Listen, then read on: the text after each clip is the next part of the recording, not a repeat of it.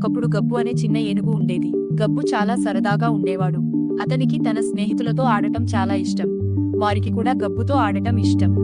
అతని స్నేహితులు కున్ను అనే కుందేలు, బిల్లు అనే ఎలుగుబంటి, పేతు అనే పంది. ఒకరోజు గబ్బు పుట్టినరోజు. తన స్నేహితులను కలుసుకుని ఆ ప్రత్యేక రోజును కలిసి జరుపుకోవాలని అతను చాలా ఉత్సాహంగా ఉన్నాడు. సాయంత్రం వారిని కలవడానికి వెళ్ళాడు. కాని ఎవ్వరూ అతనికి పుట్టినరోజు శుభాకాంక్షలు చెప్పలేదు. గబ్బు నిరాశ చెందాడు.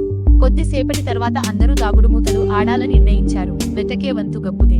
అతను కళ్లను మూసుకుని లెక్కించడం మొదలుపెట్టాడు. అంతలో అతని స్నేహితులు దాక్కున్నారు. గబ్బు కళ్ళను తెరిచి చుట్టూ చూశాడు. కాని ఎవ్వరూ కనిపించలేదు. చెట్ల వెనుక, పొదల దగ్గర వెతికాడు. అయినా తన స్నేహితులు కనిపించలేదు. గబ్బు బాధపడ్డాడు మరియు భయపడ్డాడు. అందరూ ఎక్కడున్నారు? నాకు ఎవ్వరూ కనిపించడం లేదు అని గబ్బు ఆందోళనగా అన్నాడు. వెంటనే ఇంటికి పరుగెత్తాడు.